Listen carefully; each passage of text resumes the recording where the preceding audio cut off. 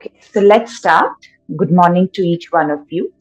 So today's topic is about stress and weight loss. And what we are going to cover today is what is stress, what happens to our body when we are stressed, and how to cope up with stress mainly through yoga and pranayama. So, what is stress? Now, each one of us would have experienced stress in one or the other form. So, stress is a natural human response that prompts us to address the challenges and threats in our lives. Now, stress can be of three types. It can be of acute stress, it can be episodic acute stress, and chronic stress.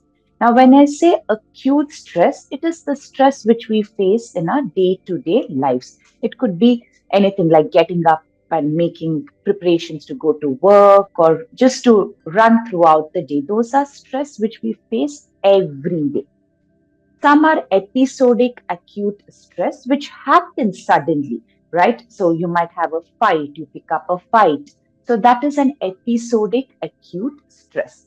The other one is the chronic stress. So what happens in chronic stress? Chronic stress is something which is unexpected, right? We don't expect that something is going to happen, and that is the chronic stress which affects the body in the long term. So this is what stress is. Now, why do we stress, right? We know, we often say we are stressed. I'm stressed today. I'm stressed. So this has become very common in our day-to-day lives. So why do we stress? One could be because you're running out of time. You have deadlines to finish. At workplace, you find stress. One is you have lots of pressure to complete your tasks. Then there might be big changes in your life which you've not expected, and that also brings about a stress. Then worrying about something constantly which has been there with you, through you. So worries are a constant factor of stress.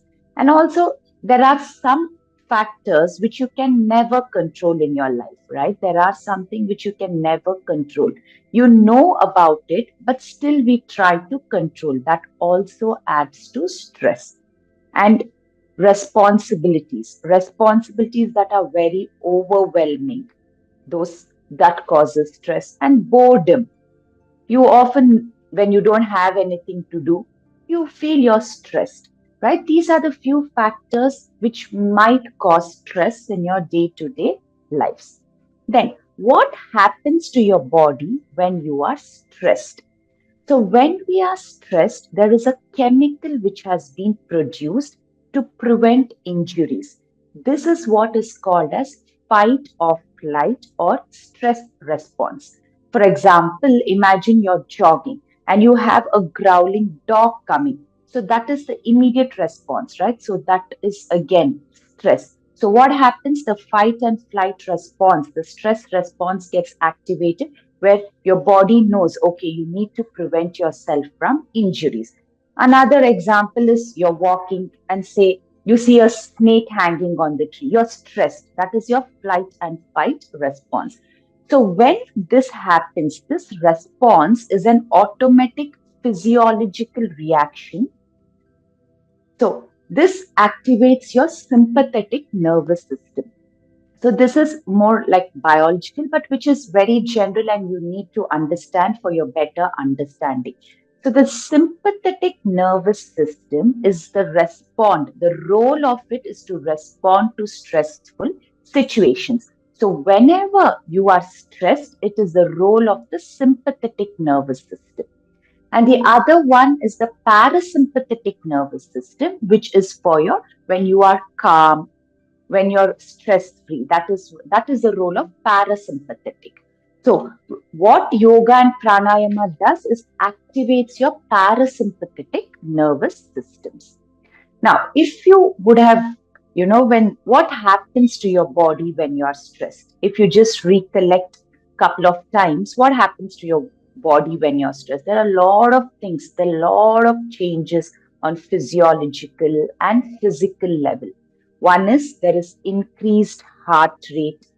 You breathe rapidly, right? Your breathing changes immediately the moment you're stressed. the breathing changes, you're anxious. When you're anxious, again, there is palpitations in your heart, the muscles become tight, your blood pressure increases, there are digestive disorders. You often feel something grumbling in your abdomen, right, when you're stressed. There are aches and pains in your body. And another thing, you socialize less, your sleep gets disrupted. So, once or twice when it happens in a day, it's very acute. But when you're stressed over a period of time, that is what leads to diseases. So, whenever you are diagnosed with any kind of lifestyle disorder, we need to know what is the underlying root cause. It could be stress. We would have thought, okay, maybe I'm eating more of sugar, I'm eating, maybe I'm not exercising, that's why I've got so and so disorder like thyroid or PCOD or even diabetes for that matter. But the root cause for all of it is your stress. So the moment you begin to effectively manage stress, all the symptoms will reduce. So yoga comes into a picture here where it works on your physical, physiological, and the psychological level, which I will talk about a bit later. Now, what happens to people when they are stressed? So each one of us would have gone through stress. So what happens to you? If you recollect what happens to you, you your sleep patterns get disrupted, you tend to eat more, right? That is called emotional eating. So you tend to overeat, or at times you don't eat, you don't feel like eating, your mood swings, anger, then alcohol, smoking, drug abuse. So these are the things you do when you are stressed. So you tell yourself, okay, I'm stressed. Let me go have a cigarette. Okay, I'm stressed. Let me have a glass of alcohol. Once in a while, everything seems to be okay, but we shouldn't let it become a habit in our lives. And if you see most of it, whether it is drug abuse, smoking, alcohol consumption, or eating sugar, high food high in carbohydrates, the only reason happens is because you are stressed. So you need to know, if you're reaching out, it could be for anything. If you're reaching out for a smoke, if you're reaching out for any sugary food or a high carbohydrate food, before you reach out, just take that few seconds or minutes to pause and reflect. Why? Is it doing any good to my body? Right? Because the moment you're stressed and you reach out to something external like this, your mind, you feel good. You feel good. So that's a reason. Okay, I'm stressed. Let me have a bar of chocolate. I'm stressed. Okay, let me overeat. Let me order a pizza, a burger. So it's okay. It's everything is okay when done in limits and once in a while. But you need to. So start reflecting. Start reflecting as to where and when you need to draw the line and boundaries, because only you can know yourself better.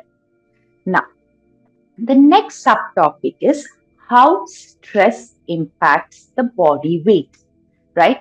It's surprising. It's very surprising to know that a body weight increases. Obesity is one of the reason for stress. You would have come across people saying, "I work out. I am regular on my diet. I sleep well. I'm doing everything. I'm following a balanced diet. I work out. I do yoga. I do, but still I'm not losing weight." If you just generally see people doing everything and not losing weight, one of the main reason it will be the underlying stress factor. See, unless and until we take time to reflect on it, we would not know that stress is causing obesity. Stress is causing so many diseases, right? So why and how does stress impact the body weight? Well, the central nervous system is in charge of the flight and the fight response, which I mentioned earlier. That is the stress response. Now, when you are stressed, the brain is signaled. The brain knows you are stressed. What happens that time? There is increased levels of cortisol. So, what is cortisol now? cortisol is a steroid hormone that is produced by two adrenal glands that is located above your kidneys. So the moment you are stressed, the brain is signaled, okay, this person is stressed, and there is cortisol hormone which is produced. The cortisol hormone increases when you are stressed. And that cortisol hormone is one of the main reason to increase your appetite, which requires and which needs the comfort food.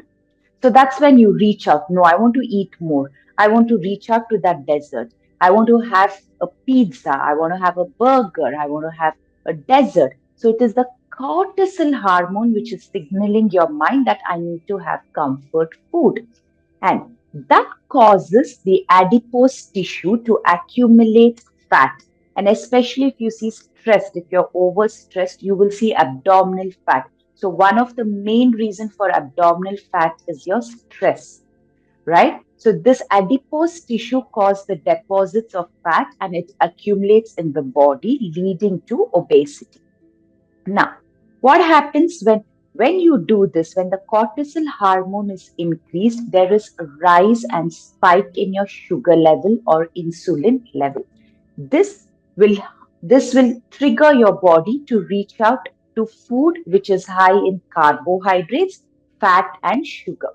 And you would have observed, right, whenever you reach for a chips, right, you can't stop yourself with just one chips. You can't stop yourself from having just one biscuit. You can't stop yourself from having just one bite of ice cream. Why is that? Because it is the role of that cortisol hormone which craves, which signals your mind, I need it more, I need it more.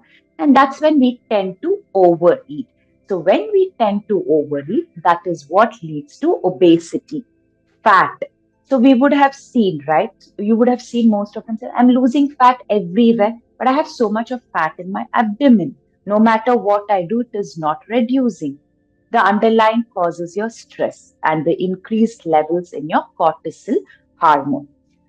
So this in turn, what happens? It disrupts all your hormones, which involves the hormones which is involved in hunger and satiety. Now, when you are calm, composed, you don't tend to eat. You don't crave for sugar. You don't crave for anything which you want to overeat, right? When you're peace, calm, just observe next time. You are okay. You know the portion and you have a control over your mind. Okay, today I'm on my weight loss journey. I need to have controlled portion of food.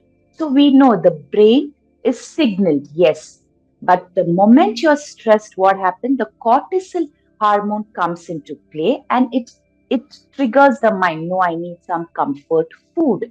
So that's how. So next time you reach out for something, right, high in carbs, sugar, or fat, reflect. Start reflecting. That is the only way where you can control. And you take some time, take few deep breaths, reflect, is this doing any good to me? And then reach out to that. Because see, we cannot avoid stress. Oh, stress is a part of our lives, but we can always have the power to control it. Now, this is how the stress impacts the body weight. Now, what do you do when you're stressed? We know, okay, they say count your breath backwards, do yoga, do pranayama, do meditation, take a walk in the nature, listen to music, dance, let the stress out. Okay, so we have various methods where we can control stress. But today's topic, the main thing is how does yoga and pranayama help to reduce stress, which thereby control your weight and improves in weight loss. Now, we all know yoga is a mind body practice where we use the mind, we use the body to practice, which includes physical poses, the asana practice, your controlled breathing, and meditation. Right. Now, this particular practice enhances your mental, physical, as well as your spiritual health. Now, what happens when you practice yoga regularly? So, practicing yoga regularly gives you a mental clarity, calmness, increases your body awareness, reduces chronic stress patterns, it relaxes the mind and sharpens it. Now, you would have all experienced after a yoga class, you feel relaxed, rejuvenated. After a pranayama and a meditation practice, you feel calm. Why? Right? The reason is how. How is yoga doing all this? So, yoga elevates your brain neurotransmitter levels that helps to treat your stress, anxiety, and depression. There are many factors. Yoga affects your physical, physiological, and psychological. So, the practice of yoga produces a physiological state which is opposite to your fight and flight. So, when we are stressed, what happens? The stress hormone comes, the body, the sympathetic nervous system gets activated to protect your body from injuries. But what does yoga do? Yoga comes, responds to that fight and flight response by calming down the body. So that is where the role of your parasympathetic nervous system comes to role. And then it brings about a balance and union between your body and mind. Now, when we practice the yoga asanas, right, we practice regularly when we practice yoga asanas, it builds the tolerance levels in our body, not just physically, but also on a mental and an emotional level. So, what happens when you practice yoga asanas? So, every time you practice yoga asanas, when you increase the holding time of the postures, it increases the tolerance level. And always remember, yoga was never meant to be easy. And yoga is not something to do it in a comfortable. So you would have heard, right? Yoga is not about staying in the posture which gives you comfort. No, that's a misconception. Yoga is trying to get you out of the comfort zone. That is why we tell push yourself a little more, go past your comfort zone, right? Hold the postures. So while doing this regularly, it improves your tolerance levels where you can withstand your your body becomes physically active to withstand. Your tolerance level increases. You would have noticed, right? If you've been practicing yoga for a longer period of time, the tolerance level, you can tolerate pain, you can tolerate everything much better than what you were before practicing yoga. So, what are the physical benefits of yoga? When you practice yoga, and also remember, yoga is not just about asanas, yoga is beyond asanas. So, when you practice yoga, physically, what is happening?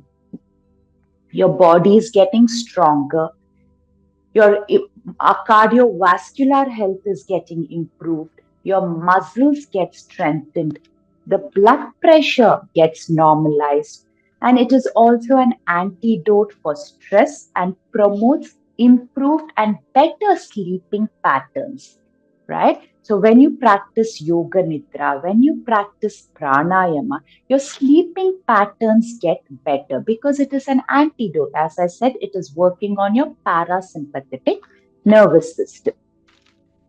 Now, we saw the physical benefits, the cardiovascular health, the muscle strength, the blood pressure. So, what happens on the psychological level? How does yoga affect your psychological level? Firstly, whenever you're practicing yoga, what happens? We tell, become aware of your body, sync the body movement with your breath. So while practicing this, what is happening? You're becoming more aware. So there is self awareness of what your body is doing, what is happening when you're holding the postures. So that's and one of the important psychological effects of practicing yoga is body awareness, self awareness. It also helps to boost your memory. It eliminates hostility. It improves your attention span, right?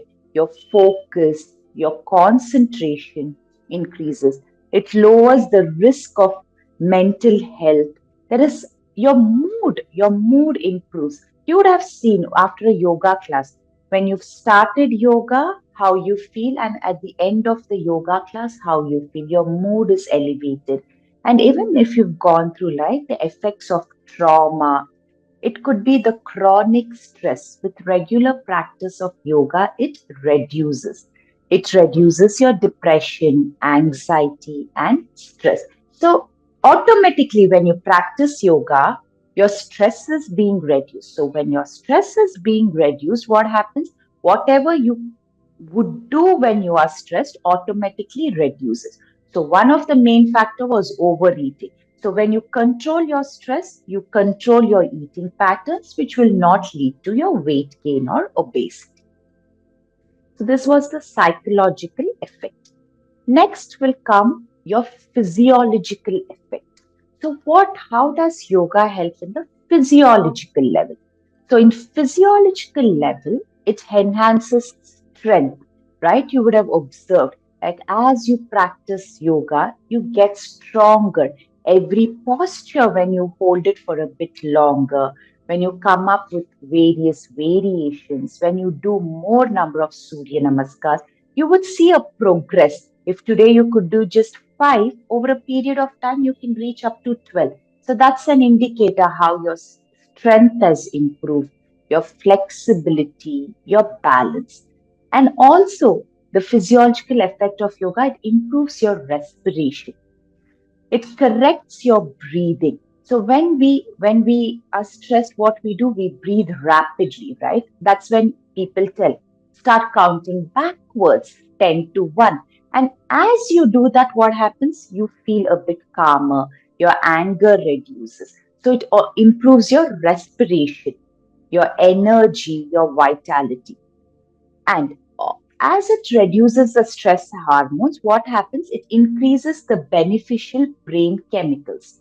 You would ask, how? How does yoga help to reduce the stress? So, what happens when you practice yoga? It increases the brain chemicals like endorphins. Endorphins are nothing but your feel good chemicals, which will help to reduce anxiety and improve your mood. Yes, endorphins are also released when you do any kind of physical activity. It could be going for a run, going for a walk. So any physical activity will produce the chemical response, the chemical, the endorphins. So this endorphins is responsible for your feel good. So every time you work out, every time you do a physical activity, you feel very good about it, right? So, but with yoga, what happens? With yoga, you feel calmer. You feel calmer. Your energy is conserved in yoga. So it reduces also the resting respiratory rate, your heart rate, the resting heart rate, it reduces. Now, these are the physiological, physical, and psychological effects of yoga. Next, we cover the topic of pranayama and meditation.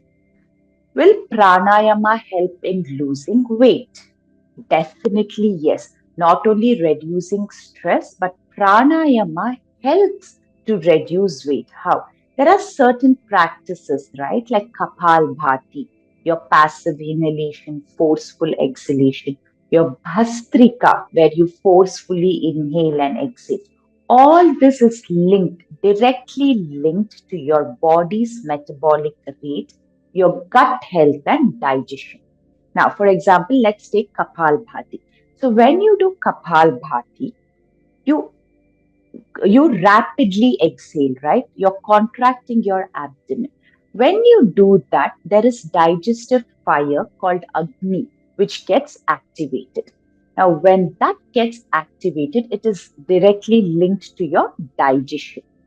So, if the digestion is improved, what is there? It is better for your toxins to be removed out of your body. There is better digestion happening, which improves the gut health. So, that's how it increases your metabolic rate and reduces your body fat. Now, Bhastrika also has a similar effect for your, because every time you do this rapid breathing, there is an exercise of your diaphragm. Your abdominal muscles are being activated. And what underlines your abdomen is your gut. So the gut health improves. So most of the factors, right, when your toxins, when the waste is not removed out of your body, if you constantly face constipation, or if you have digestive disorders like acidity, bloating, so practicing pranayama will help to get rid out of all this. Now, the one more thing what pranayama is useful for is your lymphatic drainage. So these lymph nodes which we have in our body gets activated with practice of pranayama, which is responsible to remove the toxins out of your body, which is called ama. So what happens over a period of time if the digestion is not good, if your gut health is not good, the toxins get accumulated. When the toxins get accumulated, what happens? Your metabolic rate decreases and you start accumulating fat in your body and you find it hard to lose weight. So as and when you do pranayama, it will help in lymphatic drainage to remove the toxins and wastes from your body, unwanted waste products. Now, regular practice of pranayama, as we focus on our breathing, what the moment you control your breathing, right, the stress reduces. The moment you just take few deep breaths, you feel so good about it. So different breathing techniques is directly linked to our nervous system. So pranayama influences the nervous system and your mind. So every time you do a breathing technique, it could be box breathing, 4-7-8 breathing, or alternate nostril breathing, chanting. All of it helps to reduce your stress levels. So you know the moment the stress levels reduce, you don't tend to do what you have to do when you are stressed. So that is the impact of pranayama, where it directly is linked to your nervous system and your mind. So make pranayama your daily practice. Few rounds of kapha. When you do it regularly, you will definitely see the abdominal fat reducing and you will see an increase in your metabolic rate. So always remember when you're doing a yoga practice with asanas, combine it with pranayama, meditation. So when it comes to meditation next, right? We are all well aware, yes, we need to meditate, the benefits of meditation, but we find it hard to focus on meditation. Meditation you need not do long hours of meditation. Just try to spend 5 minutes a day. If you can't meditate, say at your eyebrow center, just focus on your breath, taking deep breaths in and out. And during the meditation process, you will get a lot of thoughts. Let the thoughts come, let the thoughts come, let the thoughts go. So, the moment when we hold on to the thoughts, that is when the stress happens, right? We are not able to let go of certain feelings. We are not able to let go of certain things which has happened in the past. But you always have to remember past is gone. The future is unknown. What we have is the present moment. So every time you met, that's one of the reasons why we can't stay still because of unwanted thoughts, right? We know some thoughts make no sense. Some thoughts keep bothering you, but you need to again come back to it, reflect at it. Don't try to avoid the thoughts. Try to address the thoughts. If you're able to change the thoughts, go ahead. If it's not under your control, there is no point, right? So, this increases the stress. So, when you practice meditation, what happens? Initially, the thoughts will come, a lot of unwanted thoughts, a lot of things which you think you have forgotten will resurface. Everything will happen. So, all you need to do is address the thoughts and let go. So as and when you keep spending time doing this over a period of time, the thoughts will start reducing. The moment the thoughts start reducing, the stress, it's directly linked, right? Unwanted thoughts causes unwanted stress. So try to make meditation a practice every day, just for 5 minutes, or 20 minutes of pranayama. Next comes your yoga nidra, right? Yoga nidra is a complete relaxation where your mind goes to the subconscious level. And Yoga Nidra also connects to your body parts. Every time you become aware of your body parts, you rotate your consciousness to your body parts, you're developing self awareness. So, Yoga Nidra, when you practice, just practicing Yoga Nidra, you would observe how you feel at the end of the practice, right? So, these are the few practices which we have it in our hand. You need not reach out for something which is not available, right? Just practicing yoga every day, pranayama, your meditation, yoga nidra will all, it's directly, all of it is linked to your nervous system, which will reduce the stress. The moment this happens, all your underlying diseases will come under control. You would see miracles, okay? You would see things which weren't in your control. You would be able to control yourself, your weight, that you will see a drastic weight loss. So if you observe people who've been practicing yoga for, they have a very lean body type, right? It's not that they're always controlling their food, or it's not that they are overdoing anything. If you see the yoga practitioners, they are all lean, they have a lean body, and it's not that they are reaching out to high protein food. No, it's not that. The moment you keep practicing yoga, it's your body builds the tolerance level, your stress reduces, and you tend not to reach out what you will do when you are stressed.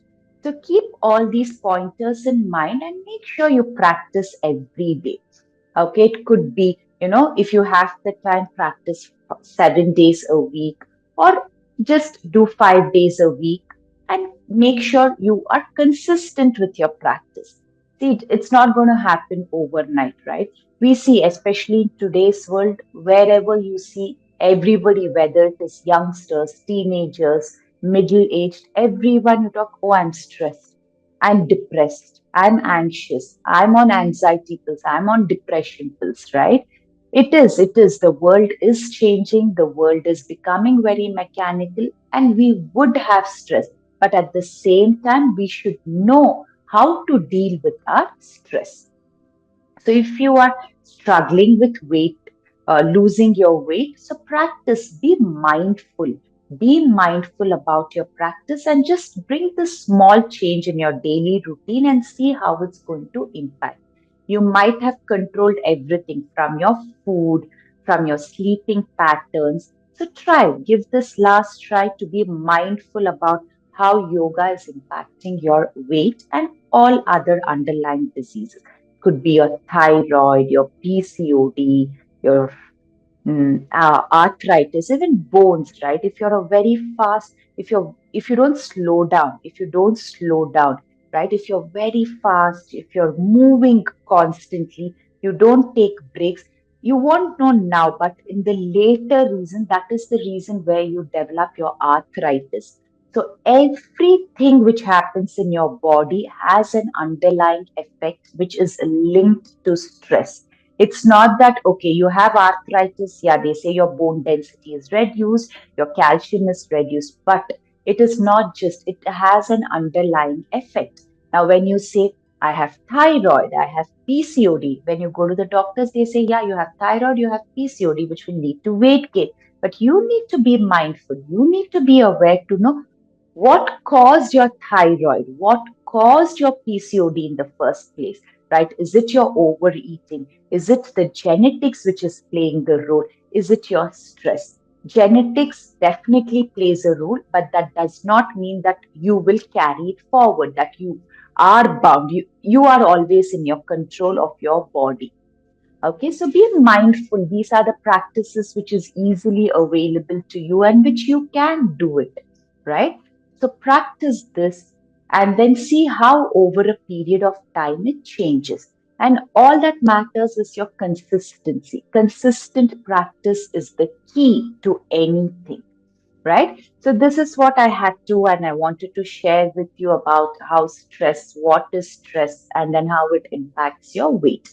Okay, now if you have any questions, anything regarding to stress or anything regarding to yoga, your weight loss, you can always ask me. There's a chat box, or you can just unmute yourself and then ask me.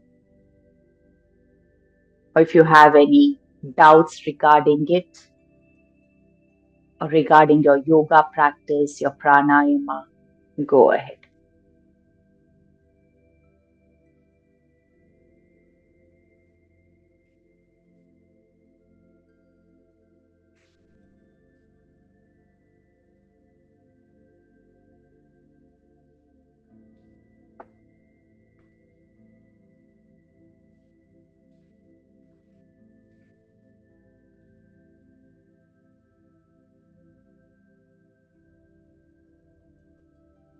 So I think none of you have the questions.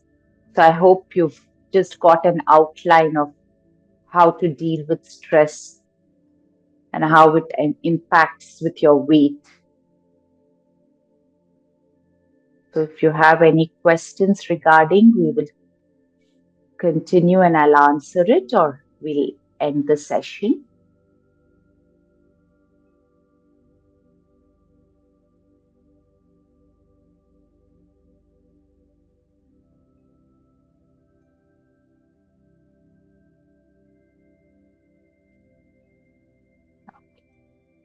So thank you so much for joining today's webinar on stress and weight loss.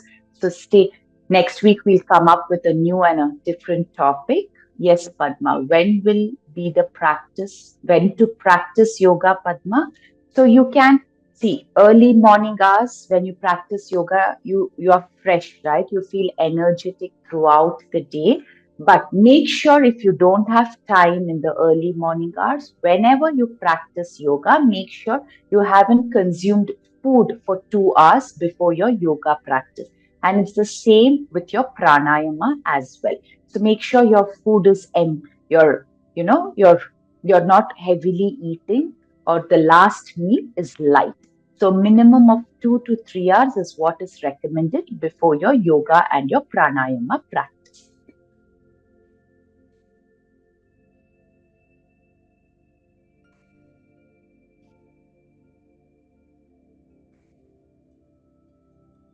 Class now, we have it on the app, so you want to practice the class, we have it. You can log into the Shvasa app, and we have classes throughout the day, whichever time works for you. And we have a lot of options in practicing. Okay, we have different varieties of yoga, and we have for different forms of pranayama, meditation, face yoga, yoga nidra. So you can just check the app, and we have it. We have a lot of classes which is there throughout the day, so which will work for your time.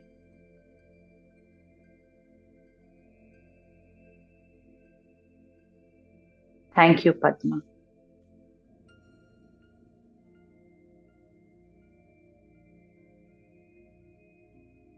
So thank you everyone for joining. So just we keep updating our newsletters and check your email. So we will be coming up with new topics every week for the webinar. So stay tuned. Keep practicing yoga, pranayama, and meditation on a regular basis. Thank you so much.